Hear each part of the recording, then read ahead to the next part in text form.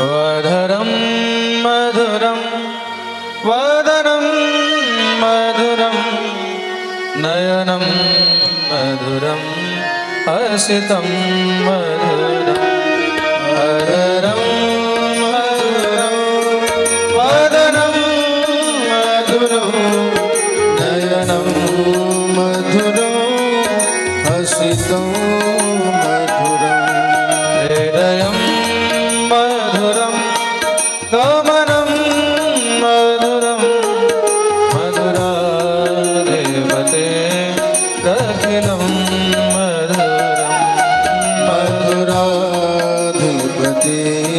रखिलं मधुरं मधुराधिपते সবাই হাত করে করে তালি সেবা করে গাইবে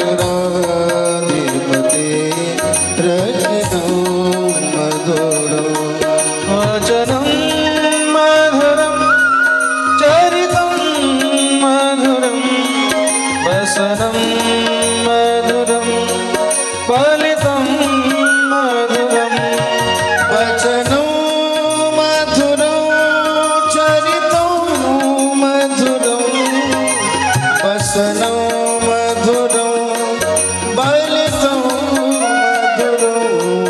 चलितं मधुरं प्रमितं मधुरं मधुराधिपते रखिलं मधुरं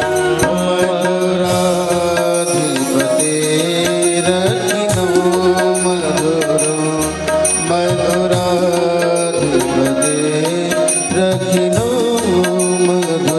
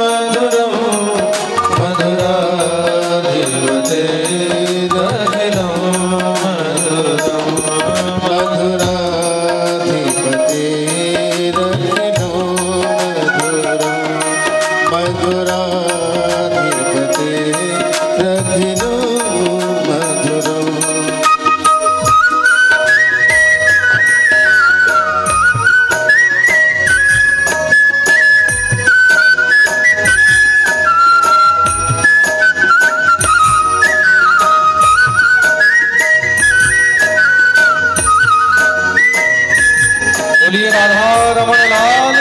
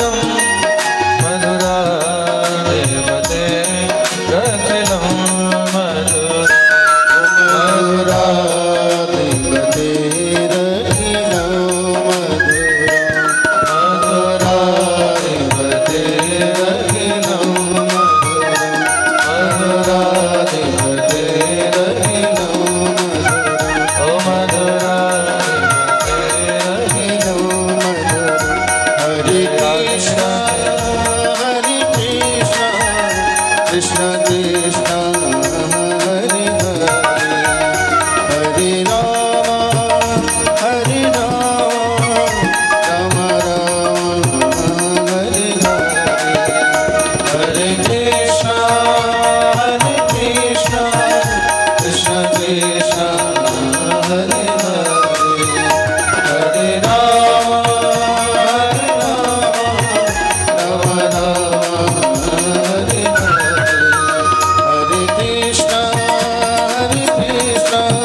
Krishna Krishna, Hare Hare, Hare Rama,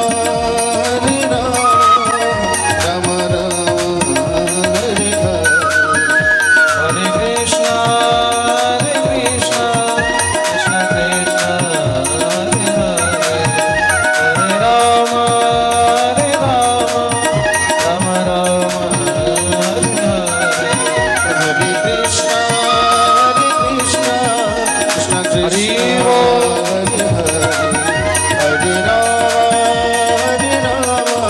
Rama, Rama Rama, Hare Hare, Hare Krishna, Krishna Krishna, Hare Hare, Hare Rama, Rama Rama, Hare Krishna, Krishna Krishna, Hare Hare, Hare Rama, Rama Rama, Hare Hare, Hare Krishna, Krishna Krishna, Hare Hare, Hare Rama, Rama Rama, Hare Krishna, Krishna Krishna, Hare Hare, Hare Rama, Rama Hare Hare, Hare Krishna, Krishna Hare Hare, Hare Rama, Rama Hare Krishna, Krishna Krishna, Hare Hare, Hare Rama, Rama Rama, Hare Hare,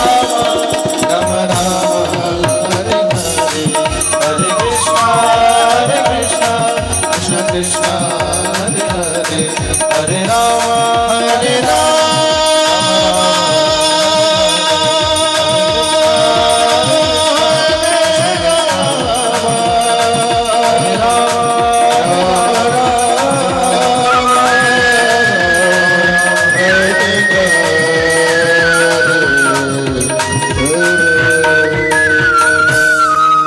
बोलिए राधा श्याम सुंदर लाल की जय, जय श्री राधे, निताई गौर हरि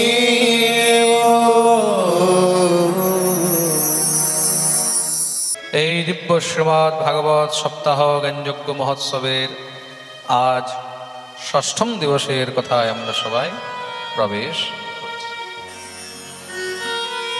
সর্বপ্রথম উপস্থিত মঞ্চাসীন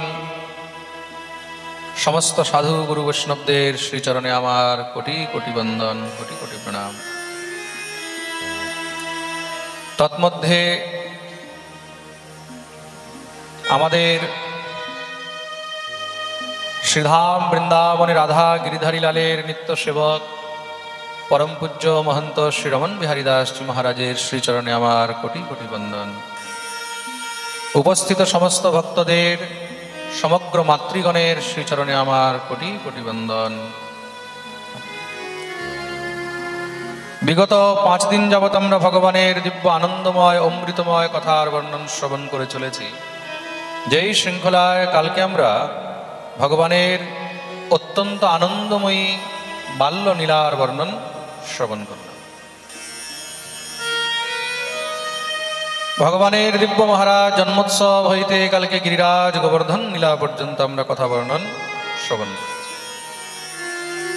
শ্রী গোবর্ধননাথ পাদ যুগলম হয়ঙ্গমীন প্রিয়ম নিত্যম শ্রী মথুরাধিপম সুখকরম শ্রী বিঠ্ঠলেশম মুদা। শ্রী গোবর্ধননাথ পাদ যুগলম হয়ঙ্গমীন। ভগবান গিরিরাজকে ধারণ করে সমস্ত সব ব্রজবাসীদের রক্ষা করেছেন। আর এই লীলার মাধ্যমে ভগবান গিরিরাজকে প্রতিষ্ঠিত করলেন। আসলে এই গিরিরাজ কে? গিরিরাজ শুধুমাত্র কোনো পর্বত, শুধুমাত্র পাহাড় নয়। তাহলে বলছেন কৃষ্ণস্য অন্যতমম রূপম গোপ বিশ্রম্ভণম গতঃ শৈলোস্মিতি ব্রুবন ভূরি বলিমাদদ বৃহৎবপু। কৃষ্ণস্য অন্যতমম রূপম, ভগবান শ্রীকৃষ্ণের দ্বিতীয় স্বরূপই হলেন শ্রী গিরিরাজ। আমাদের ব্রজের মধ্যে ত্রিদেব মানে ব্রহ্মা বিষ্ণু মহেশ্বর তিনদেব এখানে তিনটি পর্বত রূপে বিদ্যমান রয়েছে। স্বয়ং দেবাদিদেব মহাদেব এখানে নন্দী পর্বত রূপে বিদ্যমান রয়েছে, যার উপরে নন্দগ্রাম আছে। বলিয়ে নন্দগাম বালে কি। আর স্বয়ং ব্রহ্মা এখানে ব্রহ্মাদ্রি পর্বত রূপে বিদ্যমান রয়েছেন, যার উপরে বর্ষানা গ্রাম রয়েছে। ভগবান মহাদেব সবসময় গোবিন্দের চিন্তন করতে থাকেন তো, সদা বসন্তম হৃদয়ারবিন্দে। সেই মহাদেব যার হৃদয়ের মধ্যে সবসময় প্রাণ গোবিন্দ নিবাস করে, সেই মহাদেব নিজের উপরে গোবিন্দকে বসিয়ে রেখেছেন। নন্দী পর্বতের উপরে গোবিন্দ নিত্য ক্রীড়া করছেন, খেলছেন। আর ব্রহ্মা সবসময় রাধারানীর তপস্যা করতে থাকেন।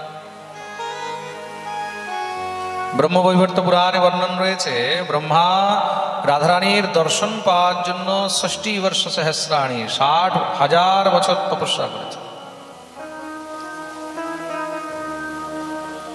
আর ব্রহ্মার আয়ু কত বিচার করে দেখুন। আমাদের মানুষের আয়ু, আমি মন্বন্তর বিভাগে পরশুদিন বর্ণন করেছিলাম না, কলিযুগের আয়ু কত মনে আছে? 4,32,000 বছর। আমাদের মানুষের হিসাবে 4,32,000 বছর। মানুষের 1 বছর, দেবতাদের 1 দিন। তাহলে দেবতাদের কত বছর হলো? দেবতাদের 1200 বছর মাত্র। দেবতাদের জন্য কলিযুগ কত বছর? মাত্র 1200 বছর। বিচার করে দেখ। এইরকম চতুর্যুগী মহারাজ 71 বার 1 মন্বন্তর, 14 মন্বন্তরে ব্রহ্মার 1 কল্প, 2 কল্পে ব্রহ্মার 1 দিন। সেই ব্রহ্মা 60,000 বছর পর্যন্ত তপস্যা করেও রাধারানীর দর্শন পান। প্রেম সে বলো রাধে রাধে। রাধা তত্ত্বকে বোঝা বহুত কঠিন। खाली राधे राधे राधे राधे करने से राधा रानी नहीं मिल जाएंगे। राधा रानी को प्रसन्न करना हो तो राधे राधे मत बोलो। क्या बोलना है? श्याम श्याम। और श्याम को प्रसन्न करना है तो श्याम श्याम मत बोलो, राधे राधे। ये जो सुखदेव गोस्वामी प्रभुपाद, इन्हीं के श्री सुखदेव प्रभु बोलें राधा रानीर क्रीड़ा सुख।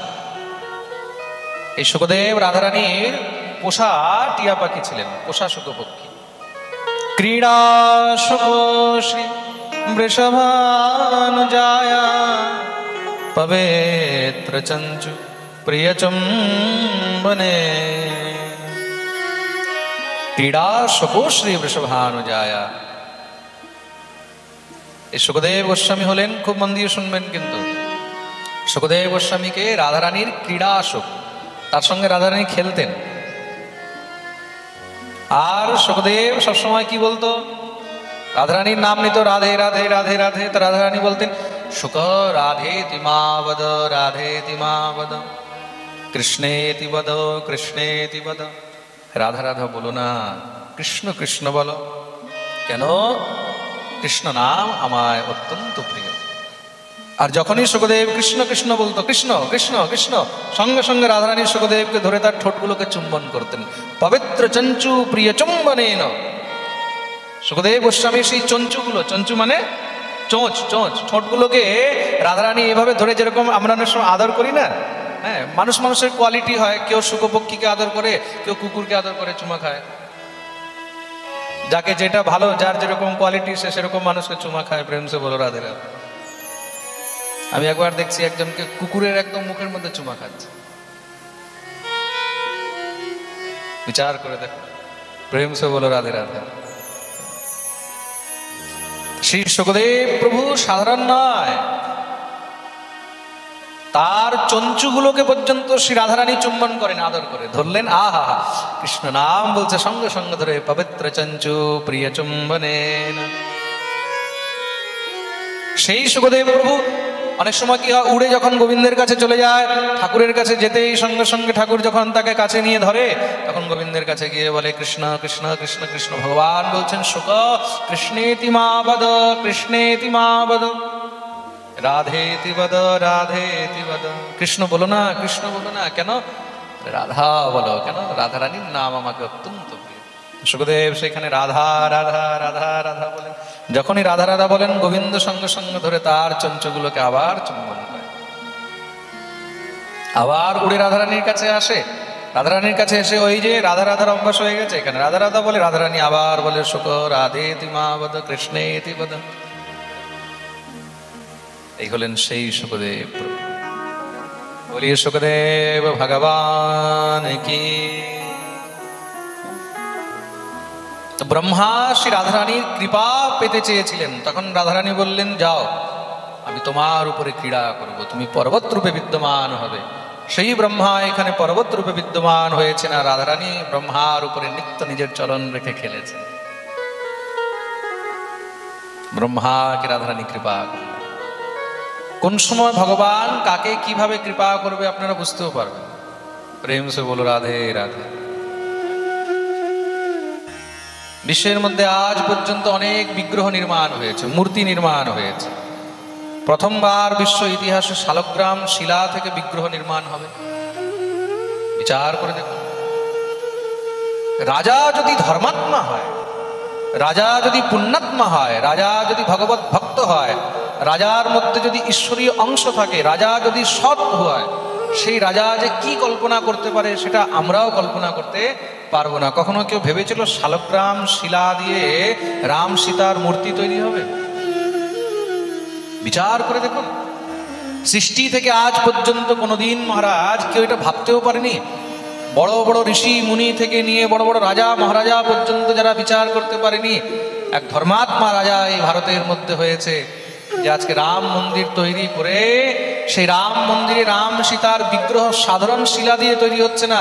নেপালে গণ্ডকী নদীর মধ্যে সেইখানে বিগত 6 বৎসর ধরে সার্চিং চলছে যে এমন কোন শিলা পাওয়া যায়। গণ্ডকীর শিলা মানে শালগ্রাম শিলা বলা হয়। শালগ্রাম যেরকম নর্মদার যতগুলো পাথর, যতগুলো কাঁকড়, তা নর্মদার প্রত্যেকটি পাথরকে শঙ্কর বলা হয়। নর্মদাকে কঙ্কড় এক এক শঙ্কর। তদ্রূপ গণ্ডকীর পাথরকে শালগ্রাম বলা হয়, গণ্ডকী নন্দন বলা হয়। 6 বৎসর ধরে খুঁজতে খুঁজতে সার্চিং করতে করতে ইঞ্জিনিয়ারিং টিম এই আজকে গিয়ে মহারাজ সেখানে সেই শিলা পেয়েছে। সেই বিশাল শালগ্রাম শিলা এখন ওখান থেকে আনা হচ্ছে, বিধিবৎ পুজো করে তারপরে এখন ওইগুলো থেকে রাম সীতার বিগ্রহ তৈরি হয়। ভগবান কখন কাকে দিয়ে কি করাবেন ভাবতেও পারবেন। জমির নিচে মহারাজ 400 ফুট নিচে সেখানে তাম্রপত্র রাখা, মন্দিরের নিচে মহারাজ 50 ফুট নিচে পর্যন্ত পুরো একদম কংক্রিট দিয়ে ইয়ে করা, আর প্রত্যেক কংক্রিটের মাঝখানে মাঝখানে মাঝখানে মাঝখানে সেখানে রাম নাম লিখে জায়গায় জায়গায় তাম্রপত্র রাখা, শিলালেখ এগুলোকে ফেলে রাখা, ভিতরে ঢুকিয়ে রাখার মানে কি, আগামী 1 লক্ষ বছরের মধ্যেও ভারতে যদি কোনো বিদেশিদের আক্রমণও হয়, সৃষ্টির মধ্যে যদি কখনো কেউ বলতে চায় যে এখানে কোনো হিন্দুদের চিহ্ন ছিল না, যখনই খুঁড়বে প্রত্যেক খুঁড়তে গিয়ে এক এক পায়ে পায়ে রাম নাম।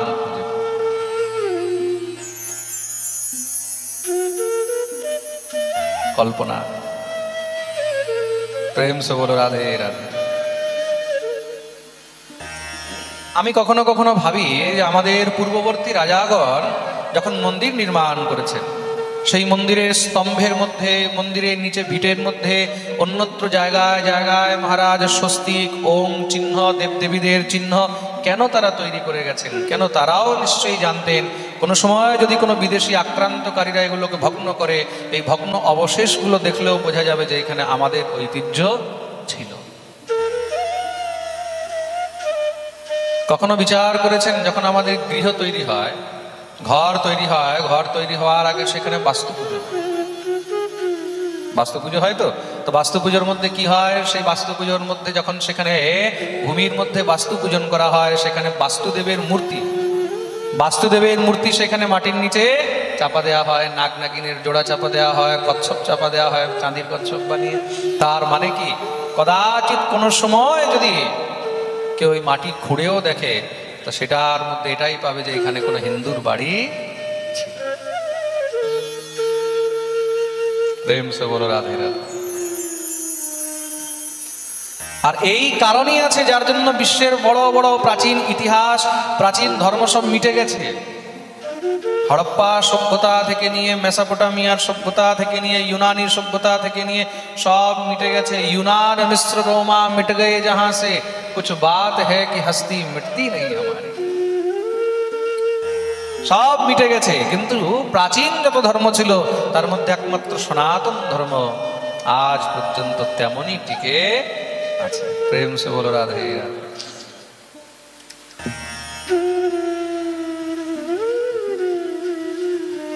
শ্রী রাধা রানী কৃপা করেছেন ব্রহ্মার উপরে, যার জন্য ব্রহ্মাদ্রি ব্রহ্মাচল পর্বতের উপরে তিনি ক্রীড়া করেছেন। স্বয়ং ভগবান শ্রী হরি এখানে গিরিরাজ গোবর্ধন রূপে বিদ্যমান রয়েছেন। বলিয়ে গিরিরাজ মহারাজ কি। মনে রাখবেন, কলিযুগের মধ্যে প্রত্যক্ষ যদি শ্রীহরির স্বরূপ কোথায় রয়েছে, তিনি হলেন শ্রী গিরিরাজ মহারাজ, একদম কারেন্ট ফল প্রদাতা। আপনার মনের মধ্যে যদি কোনো প্রকারের কোনো কামনা বাসনা কিছু থাকে, গিরিরাজের তটে চলে যাবে। গিরিরাজ ভগবানকে গিয়ে একবার সেখানে মহারাজ প্রার্থনা করে আসুন, গিরিরাজের কাছে মনোরথ করে আসুন, আপনার 100% মহারাজ কাজ হবেই হবে। গিরিরাজের এত মহিমা রয়েছে, কলিযুগের মধ্যে গিরিরাজের অত্যন্ত মহিমা রয়েছে। আর যতক্ষণ পর্যন্ত এই পৃথিবীর মধ্যে গিরিরাজ আর গঙ্গা থাকবে, ততক্ষণ পর্যন্ত কলির পূর্ণ প্রভাব হবে না। যেই দিন গিরিরাজ আর গঙ্গা লুপ্ত হয়ে যাবে, সেদিন কলি নিজের রৌদ্র রূপ ধারণ করবে, কলি নিজের মার্তণ্ড রূপ ধারণ করবে। এরকম সূর্যের এক রূপ হলো মার্তণ্ড। কোন সময়? জ্যৈষ্ঠ মাসে যখন মহারাজ একদম ঠিক দুপুর হয়, সেই সময় সেই সূর্যকে কি বলা হয়? মার্তণ্ড। প্রেম সে বলো রাধে রাধে। সেই সময় ভালো ভালো মানুষকে পর্যন্ত একদম মহারাজ नाचिए দেয়। प्रेम से बोलो राधे राधे। इसीलिए उसको जेठ का महीना कहते हैं ना। क्या कहते हैं? जेठ का महीना। जेठ माने जेठ के बांग्लाয় কি বলে? ভাসুর। তো ভাসুরকে দেখলে ঘোমটা দিতে হয়, তার জন্য জ্যৈষ্ঠ মাসে মহারাজ ভালো ভালো মানুষকে ঘোমটা দিয়ে বেরোতে হয়। বলে বেটা ঘোমটা দিবি না, জ্যৈষ্ঠ মাসে সূর্য একদম ভাসুর হয়ে যায়। প্রেম সে বলো রাধে রাধে। তো আমাদের ব্রজের মধ্যেই ত্রিদেব ব্রহ্মা বিষ্ণু মহেশ্বর এই তিনজন তিনটি পর্বত রূপে বিদ্যমান। গিরিরাজ খণ্ডে গর্ভসংহিতায় মহারাজ গিরিরাজ খণ্ডে এত সুন্দর বর্ণন রয়েছে, গিরিরাজ শিলা স্পর্শ মাত্রই সমস্ত পাপ নাশ হয়, এমন পর্যন্ত বর্ণন। গিরিরাজ শিলা দ্বারা এক প্রেতের উদ্ধারের কথা লেখা রয়েছে, এক রাক্ষসের উদ্ধারের কথা লেখা রয়েছে। গিরিরাজ শিলার এত মহিমা। এই গিরিরাজ স্বয়ং ভগবানের হৃদয় থেকে উৎপন্ন হয়েছে। শ্রী রাধারানীকে যখন শ্রীরামের অভিশাপ লাগলো গোলক লীলায়, তখন রাধারানী কাঁদছেন, বলে প্রভু আমাকে পৃথিবী লোকে যেতে হবে, মনুষ্য রূপে জন্ম নিতে হবে। কিন্তু প্রভু, যেখানে গিরিরাজ নেই, যেখানে যমুনা নেই, যেখানে বৃন্দাবন নেই, আমি তো সেখানে থাকতে পারবো না। আমাকে তো থাকার জন্য এই গোলকের অ্যাটমসফিয়ার চাই। রাধারানীকে, রাধারানী তো হলেন সাক্ষাৎ প্রকৃতিশ্বরী, ব্রজেশ্বরী, বৃন্দাবনেশ্বরী, ব্রজেশ্বরী, মখেশ্বরী। তো সাক্ষাৎ মহারানী। অনেক সময় আপনারা দেখবেন রাজা রানীগঞ্জ যখন যায় না, যার সময় নিজের যা যা মহারাজ উপযুক্ত বস্তু সব সঙ্গে নিয়ে যায়, নিজের বিছানা, বালিশ, চাদর, থালা বাসন, তাদের খাওয়ার বস্তু, তাদের মহারাজ সব ঔষধি সব সঙ্গে নিয়ে যায়। কেন? এগুলো না হলে তাদের সমস্যা হবে। তা রাধারানীর প্রিয় তিনটি জিনিস কি কি? প্রথম হলো বৃন্দাবন, আর দ্বিতীয় হলো গোবর্ধন। বৃন্দাবনম গোবর্ধনম যমুনা পুলিনা নিচ। আর তৃতীয় হলো যমুনা। এই তিনটি না হলে রাধারানী থাকতে পারেন না। ভগবান বললেন চিন্তা করো না, তোমার যাওয়ার আগেই আমি এই তিনটিকে পাঠিয়ে দেব। ভগবান সর্বপ্রথম বৃন্দাবনকে পাঠালেন। সেই গোলকের দিব্য মহারাজ নিত্য বৃন্দাবন থেকে 84 ক্রোশের একটি খণ্ড, 84 ক্রোশের একটি ভূখণ্ড সেখান থেকে গোলক থেকে ভগবান এই পৃথিবীর মধ্যে পাঠালেন। তার জন্যই বৃন্দাবন পৃথিবীর থেকে আলাদা। এটা হলো নিত্য ধাম। বৃন্দাবন হলো চিন্তামণি ধাম। খুব মন দিয়ে শুনবে কিন্তু। যেরকম কাশীকে পৃথিবী থেকে আলাদা বলা হয়েছে, কাশী কিসের উপরে আছে? মহাদেবের ত্রিশূলের উপরে আছে। তদ্রূপ বৃন্দাবন পৃথিবীর মধ্যে থেকেও পৃথিবী থেকে আলাদা। তার জন্যই বৃন্দাবনের ধুলো, বৃন্দাবনের মাটি, বৃন্দাবনের রজ এগুলো সাধারণ নয়। ভক্তি দেবী এমনিতেই ব্রজের রজস্পর্শ পেয়ে যুবতী হয়ে যাননি। এই রজ সাধারণ নয়, এটা হলো গোলকের রজ। ইয়দ রজম বাঞ্ছিতম ব্রহ্মা ইন্দ্রাদি দেবাসুরা, যেটা স্বয়ং উদ্ধব বলছেন না, আসামহো চরণ রেণু জুষামহম শ্যাম বৃন্দাবনে কিমপি গুল্মলতৌষধীনাম। তো বৃন্দাবনে জন্ম পাওয়া, বৃন্দাবনে বাস পাওয়া বা বৃন্দাবনের দেহত্যাগ করা, এগুলো কিন্তু অত সহজে হয় না। বৃন্দাবনে জন্ম কোটি জন্মের ভাগ্যে হয়, বৃন্দাবন বাস ও মহারাজ কোটি জন্মের ভাগ্যে হয়, আর বৃন্দাবনের দেহত্যাগ কোটি জন্মের ভাগ্যে হয়। আদি বরাহ পুরাণে এতটুকু পর্যন্ত লেখা রয়েছে, কেউ যদি বৃন্দাবন বৃন্দাবন চিন্তন করতে করতেও দেহত্যাগ করে, শুধু বৃন্দাবন বৃন্দাবন চিন্তন করতে করতে দেহত্যাগ করে, বলছে তাহলেও কিন্তু সে বৃন্দাবনে জন্ম গ্রহণ করে। বৃন্দাবন কেউ যেতে পারেনি, শুধু বৃন্দাবন বৃন্দাবন চিন্তন করতে করতে দেহত্যাগ করেছে, তাতেও কিন্তু সে বৃন্দাবনে জন্ম পেয়ে যায়। প্রেম সে বলো রাধে রাধে। আপনাদেরকে একটা সূত্র বলে দিলাম বৃন্দাবনে জন্ম পাওয়ার। রাধারানীর কাছে সবসময় প্রার্থনা করবে, হে রাধারানী, যেন আমরা বৃন্দাবনে কোনো রূপে একবার জন্ম পাই। তার জন্য বৃন্দাবনের চিন্তন মনে রাখবে। আর বৃন্দাবনের চিন্তন কি করে আসবে? তার জন্য বৃন্দাবনের সঙ্গে সম্বন্ধ যোগ করতে হবে। প্রেম সে বলো রাধে রাধে। বৃন্দাবনের গিরিরাজের মহিমা। তো ভগবান আগে বৃন্দাবনের ভূখণ্ড, এই 84 কোষ ভূমি এখানে পাঠালেন। তৎপশ্চাৎ তার মধ্যে ভগবান যমুনাকে পাঠিয়েছেন, আর তৎপশ্চাৎ গিরিরাজকে পাঠালেন। এই 3টি মহারাজ এসে উপস্থিত হয়েছে। তারপরে গিয়ে শ্রী রাধারানী এই বৃন্দাবনে এসে অবতীর্ণ। बोलिए ब्रजेश्वरी की। ভগবান সমস্ত সব মহারাজ ব্রজবাসীদেরকে দিব্য আনন্দ প্রদান করে চলছে। ভগবানের বয়স এখন মহারাজ 8 বৎসর। ধীরে ধীরে ভগবান এক এক করে সবাইকে সব আনন্দ দিয়ে চলছেন।